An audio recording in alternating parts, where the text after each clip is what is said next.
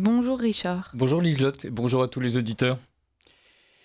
Et c'est les journées du patrimoine ce week-end, ce samedi Super. dimanche. On pourrait dire ce samedi dimanche, hein, voilà, plutôt que Mm. dire week-end, ou même d'écrire O-U-I-Q-U-I-N-D-E Cette comme fin on de faisait. semaine. Mais voilà, samedi dimanche, fin de semaine c'est moche. Samedi dimanche. Et alors c'est les journées du patrimoine. Il va y avoir plein de choses à l'Élysée parce qu'il y a les journées du patrimoine à l'Élysée. D'ailleurs les réservations sont bloquées. C'est bien simple, il y a même certains des liens qui proposent qui ne fonctionnent plus. Et on verra le défilé du 14 juillet comme vous ne l'avez jamais vu. C'est marqué sur le site de l'Élysée. C'est la présidence de notre bon président Macron qui nous l'affirme. La présidence de la République et la start-up française Immersive Flashback, ça c'est vraiment français, propose une expérience immersive inédite. Vous pourrez embarquer aux côtés du président de la République pour assister au temps fort de la cérémonie du 14 juillet. Et c'est un truc vraiment, vraiment en réalité virtuelle car il y a des gens qui applaudissent. C'est incroyable. Il y a Macron qui descend et il y a des gens qui disent bravo, vive le président. C'est une foule en liesse et vous êtes à côté du président et les gens sont heureux. C'est vraiment, vraiment virtuel. Et sinon, on verra aussi Brigitte qui devient de plus en plus patrimoniale. Et d'ailleurs, on parle de ravalement de façade. Alors, excusez-moi, je me suis un peu mélangé les pinceaux. C'est en fait le chantier immobilier des Macron au Touquet où il y aura un grand lifting en préparation. Voilà, donc c'est pour ça que j'ai confondu avec Brigitte. Pardonnez-moi. Alors, sinon, qu'est-ce qui se passe entre deux célébrations du patrimoine brigitien et élyséen et des grands chantiers immersifs de réalité virtuelle, ce qui est vraiment le propre de la réalité macronienne? Eh bien, on a nommé Sébastien Lecornu. L'action du Premier ministre sera guidée par la défense de notre indépendance et de notre puissance, le service des Français et la stabilité politique et institutionnelle pour l'unité du pays. Ça, c'est le communiqué officiel de l'Élysée. Le président de la République est convaincu que sur ces bases, une entente entre les forces politiques est possible dans le respect des convictions de chacun. Voilà, ça, il en est convaincu. Je veux dire, il a vraiment posé les bases pour que tout le monde soit content. Alors, d'ailleurs, quand il avait nommé Michel Barnier, il avait dit « Le président de la République a nommé Monsieur Michel Barnier Premier ministre. Il a chargé de constituer un gouvernement de rassemblement au service du pays et des Français. » Le président s'est assuré que le Premier ministre et le gouvernement à venir réuniraient les conditions pour être les plus stables possibles. Voilà, vraiment, on a vu à quel point ça a bien marché avec Barnier. Il n'y a aucune chance que ça ne marche pas avec le Cornu. Alors bon, quand même, 16% d'opinion favorable pour le Cornu, voilà, contre 40% d'opinion défavorable. Le Premier ministre fait moins bien que Bayrou, en fait. À sa nomination, il fait moins bien que Gabriel Attal, que Barnier, que Elisabeth Borne, et tout le monde pense qu'en fait, il n'arrivera à rien. Mais c'est pas grave, voilà, parce que le président est convaincu que sur ces bases, une entente entre les forces politiques est possible dans le respect des convictions de chacun, sauf du RN. Au-delà de sa notoriété peu solide, comme disent les journalistes, Sébastien Lecornu est quand même un gros avantage, c'est qu'il représente vraiment le macronisme. Il est identifié comme un fidèle du président. D'ailleurs, il lèche la botte du président depuis 2016. Il n'a jamais quitté le gouvernement. Et c'est un peu quand même ce que lui reprochent les Français. En fait, d'une manière générale, les Français disent c'est pas qu'il n'est pas compétent, c'est qu'il ressemble tellement à Macron qu'on n'en veut pas du tout. En fait, il est rejeté à cause de sa proximité avec le président. Il est rejeté parce qu'on a l'impression que c'est un clone de Macron. Et en fait, les clones de Macron, on n'en veut pas plus que de Macron lui-même.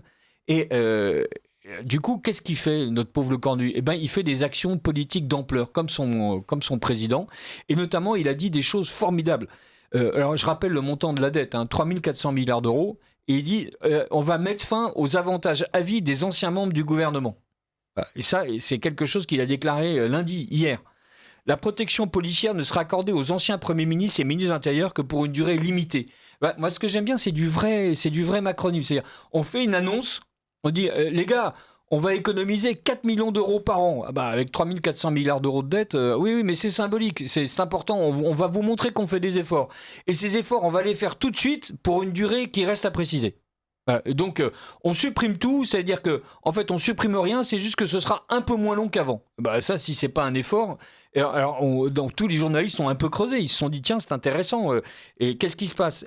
Par exemple, tous les autres moyens mis à disposition des anciens premiers ministres à vie le seront dorénavant pour une durée limitée. Ça, si c'est pas une action forte et courageuse, il aurait pu couper le robinet. Non, pas du tout. Il va peu à peu, lentement, très lentement, peu à peu, vraiment, mais vraiment lentement, faire en sorte que ça se réduise à un filet d'eau d'ici 10 ans.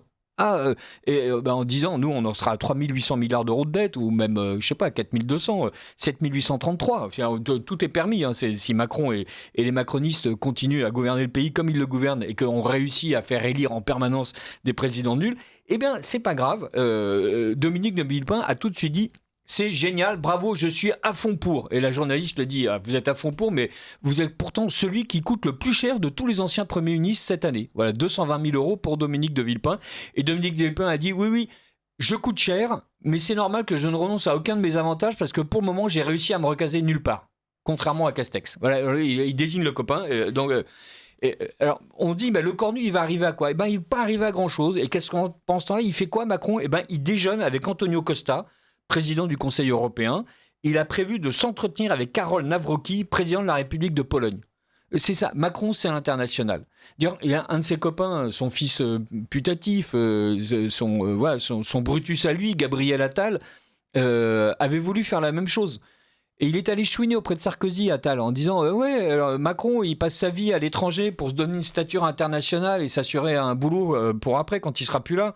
Et en fait, c'est en février 2025 et en septembre 2024, j'aurais dû rencontrer Volodymyr Zelensky, moi, Gabriel Attal, parce que Volodymyr, il avait que ça à faire. Il y a Poutine qui lui balance des bombes sur la tête tous les jours. Et donc, il y a Gabriel Attal qui était là en train de taper à la porte en disant je voudrais bien être présent.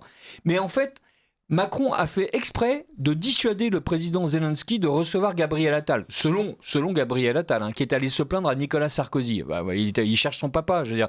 Il en a perdu un, il essaie d'en trouver un autre. En plus, c'est un papa qui a déjà été condamné, qui a déjà eu un bracelet au pied, alors que Macron, pas encore, donc c'est un papa un peu plus faible. Pour l'ancien maire de Neuilly-sur-Seine, la manœuvre aurait visé à empêcher Attal de se forger une stature internationale. Il a été à 2 doigts d'avoir une stature internationale, Attal. Vous vous rendez compte ? Un rendez-vous avec Zelensky et ça y est. Il était l'équivalent de Trump et Obama. Et Macron, il a senti le danger, il s'est dit Attal, c'est vraiment l'homme à abattre. Et alors, pendant ce temps-là, les Français, eux, ils continuent à regarder ça, ils se disent qu'est-ce qu'on fait ? On fait rien, en fait. On fait rien, il n'y aura pas de dissolution, il n'y aura pas de démission. Même les LR commencent à expliquer, ce serait pas mal. Là, Christophe Gomard a dit la seule façon de reprendre une marche en avant stable et possible, c'est d'avoir un nouveau chef d'État. Je pense qu'Emmanuel Macron doit démissionner. Alors lui, Emmanuel Macron, il en est à 17% d'opinion favorable. Même son électorat en veut plus. C'est simple. Les macronistes, il a perdu 18 points. Voilà. Donc il n'y a plus personne n'en veut.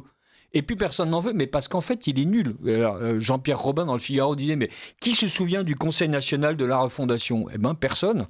Qui se souvient des 100 jours d'apaisement décrétés au printemps 2023 en réponse à la colère ? Personne. On n'est pas apaisé, Et en fait, non seulement on n'est pas apaisé, mais on est nul. On est nul. Et d'ailleurs, les Français disent on n'en veut pas et on fera rien. Voilà.